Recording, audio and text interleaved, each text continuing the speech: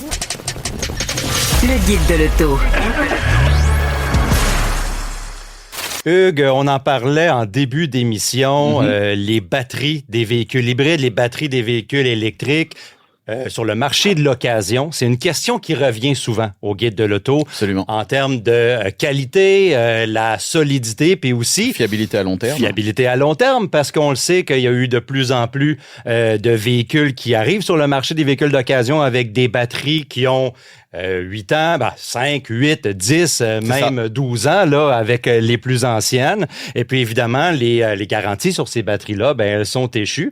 Et puis, comme je disais un peu au début de l'émission, on a développé des réflexes avec des véhicules à essence pour faire des tests sur les moteurs à combustion pour vérifier la qualité avant d'acheter. Mais ces réflexes-là ne sont pas nécessairement développés du côté des véhicules hybrides et du côté des véhicules électriques. On est dans ce qu'on appelle une nouvelle frontière. Effectivement, maintenant, il y a des choses qui vont...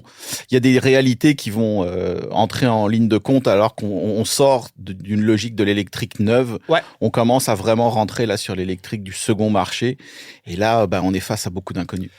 Pour en parler, on reçoit Monsieur Pierre-Henry de l'Atelier Branché. Pierre-Henry, c'est un technicien, un formateur aussi, qui est spécialiste, je ne peux pas dire en véhicule en général, mais surtout, on voit beaucoup Monsieur Henry là, faire des capsules et des formations pour les véhicules électriques, les véhicules hybrides. Pierre, bonjour. Hey, bonjour. Bonjour. Merci d'être avec nous. Je veux commencer d'entrée de jeu à parler de l'article dans le Journal de Montréal, sur le site Internet du Journal de Montréal qui a paru cette semaine à propos d'une transaction d'une automobiliste qui a acheté une Chevrolet Volt 2017 et la batterie était morte essentiellement. C'est quoi l'état des choses un peu avec la génération de ces batteries-là que tu vois? Parce que je sais que tu connais quand même ces véhicules-là. Puis je veux savoir un peu là, les inquiétudes, est-ce qu'elles sont fondées ou c'est quelque chose qui est unique là, ou c'est du cas par cas? C'est des véhicules qui vieillissent très bien, les Chevrolet Volt. Première, deuxième génération. C'est sûr que la rouille en dessous, ça a commencé à attaquer un peu le plancher, ce qui tient la batterie. Ouais. Les batteries, j'en ai vu à 400-500 000 km originales. Mais il y en a eu beaucoup sur la route. C'était populaire au Québec. Et oui, ils commencent à être vieilles, là, les 2012-2013. Là, on commence à avoir de plus en plus de problèmes. GM ont eu beaucoup de problèmes avec une pièce qui s'appelle le BSCM. C'est l'espèce d'ordinateur qui gère la batterie. Oui. Oui, on commence à avoir des troubles de cellules de temps en temps, mais c'est quand même des véhicules fiables, normalement. Les prix des batteries ou de la conception de ces batteries-là a diminué beaucoup. Les connaissances, entre autres, grâce à des gens comme toi, se répandent sur la réparation ou l'entretien des véhicules hybrides et de leurs batteries. C'est quoi un peu qui résonne dans l'entretien? Est-ce que c'est quelque chose qui peut être réparé de plus en plus, ces batteries-là? Parce qu'on sait que dans les véhicules neufs, les constructeurs vont aller avec des modules, vont aller avec des façons qu'on peut ouvrir ces batteries-là pour assurer un peu l'entretien. Dans ce temps-là, j'imagine que c'était pas la mode, là. Encore aujourd'hui, là, pour le vrai, ça, sérieusement, là, il y a des véhicules qu'on est capable d'avoir des pièces à l'intérieur de la batterie. On est capable de changer des cellules ou des groupes de cellules. Tandis que d'autres véhicules, c'est aberrant, le prix de la batterie qui vendent aucune pièce interne. Ouais. Si je donne l'exemple d'un Silverado, j'ai pas vu le prix de la batterie, mais j'ai pas accès à aucune pièce. Donc, une simple fusible ou un relais, et GM, c'est la batterie au complet. Ils ont parlé de faire un programme d'échange là, à un montant raisonnable, qu'ils changeaient la batterie au complet, mais un montant, j'ai entendu, entre 1500 et 3000 $ pour une batterie complète. OK. Faut dire qu'ils sont encore garantis. Peut-être que ça va arriver, mais présentement, il n'y a absolument rien de disponible et ça devient de plus en plus dur à ouvrir l'intérieur d'une batterie. Ouais. C'est souvent scellé à l'uréthane et c'est comme très complexe. Oui, évidemment. Pour les gens qui sont sur le marché de l'occasion pour un véhicule hybride et électrique, un véhicule à essence, on ferait un test de compression sur le moteur, puis voir si ce moteur-là est en bon état, par exemple. C'est quoi les conseils qu'on donne aux acheteurs potentiels sur les tests ou les demandes là, à faire avant là, de signer pour la transaction d'un véhicule comme ça? c'est sûr qu'il faut aller voir un atelier branché il va inspecter la voiture puis qui va diagnostiquer la batterie.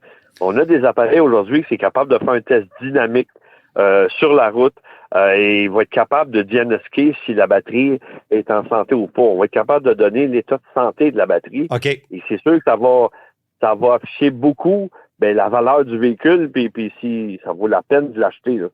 Un peu la même chose avec une voiture accidentée. Là.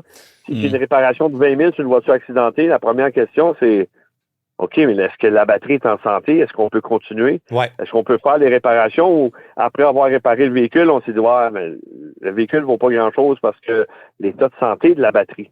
Ouais. Hey, on s'entend qu'une batterie de voiture électrique ou hybride là, devrait faire la vie du véhicule dans 98% des cas. Il y a comme une grosse crainte de ça, là, mais les moins bonnes batteries sont bonnes pour 1500 recharges et les meilleures sont bonnes jusqu'à 3000 recharges complètes. Ça veut dire que si on dit une voiture aujourd'hui est à peu près 400 km, donc une batterie qui a une chimie un peu moins bonne, si on peut dire, là, plutôt est plus performante, mais moins bonne sur la durabilité, mais va faire 600 000 km. Ouais, la voiture va être finie avant la batterie. Oui, c'est ça, parce que on entend les experts dans la composition des batteries, tout ça, on se dit, des fois, ça nous étonne que les batteries peuvent durer aussi longtemps, même dans notre climat, même avec les doutes là, qui planent sur l'industrie automobile. C'est juste que statistiquement, il y a eu plus en plus de ventes de véhicules électriques par exemple 2012 et 2020. Donc, statistiquement, les incidents de batteries qui sont plus bonnes avant qu'elles devraient vont arriver plus souvent, mais c'est un petit pourcentage, là. En plein ça, c'est la plupart du temps, la batterie est capable de faire la vie du véhicule au complet. Et l'autre chose que je voudrais rajouter, c'est que même dans la voiture à essence, ça serait important que les gens fassent vérifier parce que s'il y a des pièces qui se vendent pas, un moteur d'éco-diesel, c'est la base du moteur au complet qui est 38 400 $. Une transmission de Mitsubishi RVR, vous allez jouer des alentours de 15 000 $ pour une réparation et c'est des voitures à essence. C'est que oui, c'est vrai pour une voiture électrique, vérifier l'état de santé de la batterie, mais c'est aussi vrai pour un moteur diesel ou un moteur à essence, là. Oui, exactement. Les prix peuvent être stratosphériques avec les moteurs à essence aussi. C'est juste qu'avec les moteurs électriques, pas les moteurs électriques, ça dure très, très, très longtemps, mais les batteries de véhicules électriques, des véhicules hybrides, c'est quelque chose que les gens connaissent moins. On dirait que c'est moins habituel. On les voit moins dans les ateliers. Donc, ça fait peur aux gens, mais ça devrait pas faire peur aux gens autant, là. C'est juste de la vérifier et oui, dans certaines occasions, on est capable de la réparer. Ouais. C'est pas toujours la batterie qui fait défaut. Il faut vraiment apporter un diagnostic. J'ai vu souvent des concessionnaires là, dire que c'est la batterie, mais en réalité, c'est le BECM ou c'est une partie d'une cellule qui fait défaut. Et on a des entreprises qui se spécialisent là-dedans. Là. Il y en a à Trois-Rivières, il y en a à Québec. Ouais. Et puis, c'est assez impressionnant souvent comment on peut faire sauver de l'argent quand ces réparations-là arrivent, malgré que c'est pas fréquent. Est-ce que je parle de hybrides, par exemple, des modèles hybrides dans la génération qu'on voit, par exemple, de la Chevrolet Volt 2017, qui était le sujet de l'article dans le Journal de Montréal, dans cette génération-là, est-ce qu'il y a des modèles que tu dirais qui seraient à éviter parce que, justement, ils sont plus difficiles à réparer ou ils sont plus prompts à avoir des problèmes de batterie ou de module?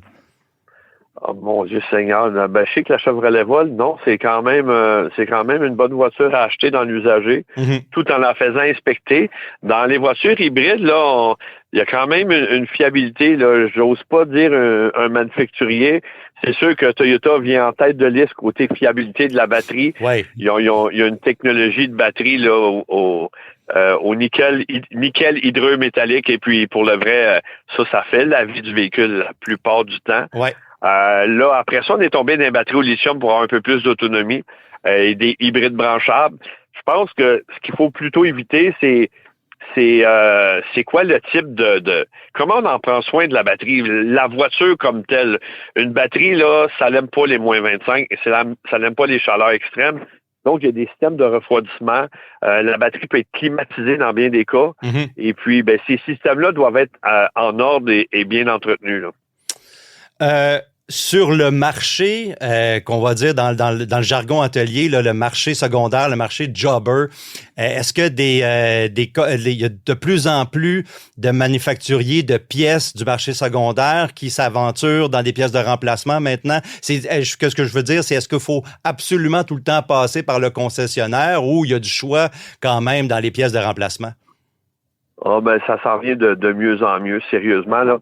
C'est sûr que quand on se retrouve avec un manufacturier qui n'a pas de volume, l'après-marché est comme pas intéressant à faire ces pièces-là. Ouais. Mais si on regarde Tesla, qui a quand même beaucoup de volume dans la voiture électrique, là, à peu près toutes les pièces, on est capable de les retrouver dans l'après-marché. Et souvent, c'est des pièces qui sont de meilleure qualité parce qu'ils ont réparé une problématique de la pièce. C'est que je vois ça souvent dans l'après-marché, là. Ouais. Des pièces qu'on est capable d'avoir là, à moindre coût souvent. Oui, c'est ça, souvent. Et dans pour les véhicules à moteur thermique, c'est souvent le cas. On va avoir une marque qui a réglé un problème d'une composante qui est connue pour briser sur ce véhicule-là, que le constructeur n'a pas nécessairement mis dans ses plans de réparation parce que justement, c'est pas payant. Donc, ça va être réglé là, du côté du marché secondaire. Ah ben ça, c'est qu'il y a beaucoup de manufacturiers qui sont comme frileux un peu à ouvrir les batteries et faire des réparations internes parce que il y a du haut voltage et bien sûr, il y a des procédures d'intervention. On ne peut pas n'importe qui jouer là-dedans. Là. Il y a beaucoup d'énergie dans les batteries d'aujourd'hui. C'est qu'il faut être connaissant et certifié pour jouer là-dedans. Il y a des procédures comme telles, mais on a 247 ateliers branchés qui ont été formés. En réalité, ces gens-là ont été formés pour être capables de diagnostiquer des batteries. Et certains d'entre eux, on les appelle les platines élites, mais eux sont équipés pour descendre la batterie, ouvrir la batterie et avoir l'équipement nécessaire pour changer des pièces. Parce que souvent, c'est une pièce interne de la batterie, mais on ne changera pas la batterie pour un capteur de température, une fusible ou un relais. On peut ouvrir la batterie et puis réparer ces pièces-là à l'intérieur de la batterie. Oui, évidemment. Donc, si on résume pour des acheteurs potentiels dans le marché de l'occasion, vérifier le véhicule comme vous vérifierez un véhicule qui est animé par un moteur thermique, pour les accidents, l'historique, etc. Mais maintenant, pour des véhicules hybrides branchables et des véhicules électriques, on ajoute la vérification de la batterie et ça, c'est possible à travers des ateliers qui sont entraînés pour le faire. En plein ça. Puis sérieusement, c'est vraiment un bon test, là. On est capable de voir l'état de charge, l'état de santé de la batterie. C'est des tests qui se font sur la route sous forte accélération. Ouais. Et on vérifie la dégradation des cellules dans la batterie. C'est qu'on est capable de dire là, si la batterie est en santé ou pas. Parfait. Pierre-Henri, merci beaucoup pour ton temps aujourd'hui. Puis je conseille à nos auditeurs d'aller suivre Atelier Branché parce que Pierre nous fait des petites capsules techniques qui sont vraiment le fun, courtes et faciles à comprendre. Merci beaucoup pour ta contribution à Mon Automobile. Puis on va se reparler de ça. Ah, il n'y a pas de trouble là. Salut, bye-bye. Merci. Ah, merci.